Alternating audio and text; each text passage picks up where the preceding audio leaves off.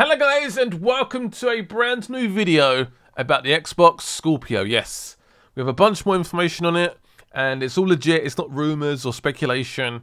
All thank you to Digital Foundry, who went to America and checked out the console with Microsoft, and it's all legit. If you guys aren't subscribed to them already, go and check them out. They're very much in-depth, not as in-depth as I am. And the knowledge is crazy about the whole sort of FPS and textures and fidelity, and yeah, go and check them out. Right, let's jump into it though. So before we jump into the video, let's do a comparison. Let's look at the stats of the console. So 2.3 GHz, a custom 8-core processor. Compare that to the old Xbox One, 1.75 GHz. That is a big jump. That is a sizable jump. The PS4 Pro is 2.1. I don't think it's a custom one though. It's just a general 8-core processor, 2.1.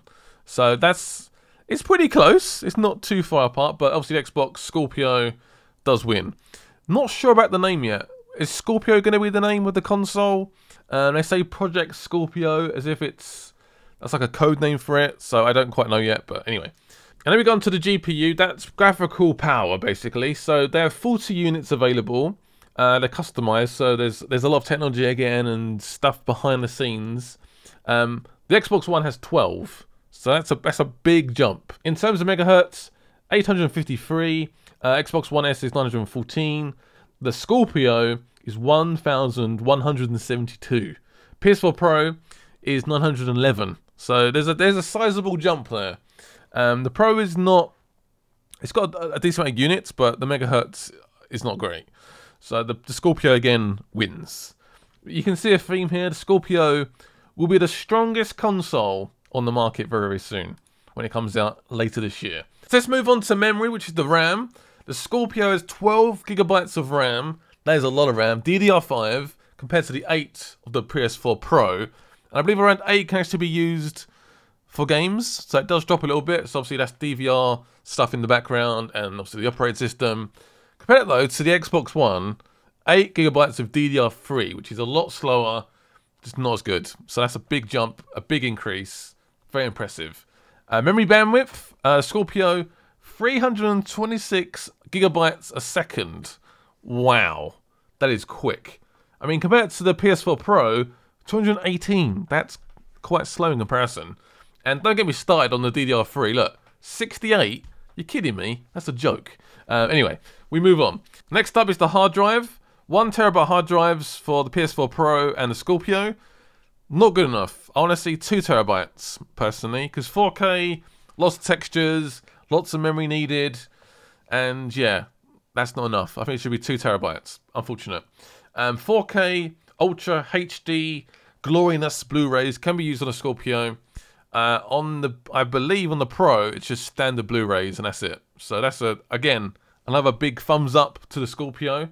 It's clearly the stronger console by far. So let's talk roughly about the prices. Nothing has been revealed as of yet. It's all just speculation and rumors, but from what I can see here, this would be $400 to $500. It's gonna be quite a pricey console. It's not gonna be cheap. I can say that right now, which is a bit annoying. So the Scorpio can play any Xbox One games, also any 360 games that are backwards compatible with the Xbox One. So all games will work on it. That is great news. I can just get my Scorpio and use it as my main Xbox console, which is great. So let's talk about 4K. 4K is amazing. I love 4K. It's very, very sharp. The images look amazing, especially when you're close as well. 4K is the future for sure. But how does it work? How does the Scorpio work? So Forza Motorsport 6 apparently runs 60 FPS 4K. What? That is crazy. So apparently they've got the game, put it into 4K of course, so it's now a 4K resolution. They've increased the art assets, so obviously the textures are now 4K, and it runs really well. So GPU at around max load is around 66%. So there's a lot more potential as well, which is crazy. They've done a lot in the background to make this console run super smooth. There's lots of like backwards processing, and it runs really nicely. For example, DirectX 12 is put straight into the GPU. So instead of like thousands and thousands of codes, it's down to 11. So it just runs smoother. And so games like Battlefield 1, for example, should run really nice on it. and it is six teraflops, which is a lot of power. Also, if you guys want to share your 4K footage, you can. There's like some really cool codexes, looks really nice, really sharp. You can record it via the Xbox Scorpio, and you can play online. You can share it, which is awesome. So in terms of old games, I guess they had to be updated for 4K, but the variable frame rates will increase, so you get better performance. So say, for example, Project Cars normally runs around, in really demanding scenarios, between like 40 and 50 FPS. The Scorpio will easily hit 60. Easily. So it'd be nice solid FPS. Even games that run on the Xbox One, 900p, could be 4K on the Scorpio. That's how strong this console is. It's a beastly console. Some games do have variable sort of resolutions. So, for example, Halo 5 and I believe Doom, based on the action that's happening in front of you, the resolution might drop. The Scorpio will stay at 1080p at least and stick to the FPS of 60, constant. Well, obviously the Xbox One was like up and down, resolution was changing to try and hit that 60 FPS. Loading times should be better.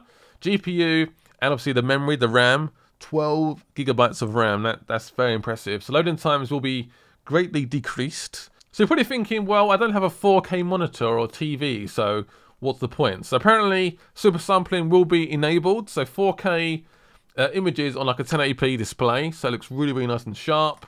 Just looks great. FPS boost as well. So you get all the benefits, but without the 4K-ness, I guess. Is that even a word? 4K-ness. Sounds really rude, actually. So that pretty much covers the main points. But for me, I'm going to be honest, the Xbox seems to be lacking exclusive games. Like, where's my exclusive Xbox games? Sony this year are killing it. There's so many quality games coming out on that console. But the Xbox has maybe Crackdown, Forza Motorsport coming out probably this year. And that's pretty much it. Sea of Thieves. It's just, there's nothing that's like, oh my god, I'm going to blow my lid off. I'm so excited. Where I think Sony, and even Nintendo, for example, with Zelda and Mario, are kicking butt. Xbox does need games, though. Microsoft needs more games. But this console's got to be priced a good price, not too high. I understand, obviously, it's a lot of technology. The hardware is very powerful, but it's got to be a good price. It's got to be competitive. It can't be too high. I'm really worried. And obviously, I've been hearing it's actually quite a compact device as well. That's quite small. It looks quite small. It's just literally a fan, GPU, CPU, banged into one box. And there you go, Bob's your uncle. But yeah, thank you guys for watching. Hope you guys did enjoy the video. Try to keep it nice and simple and to get to the main points.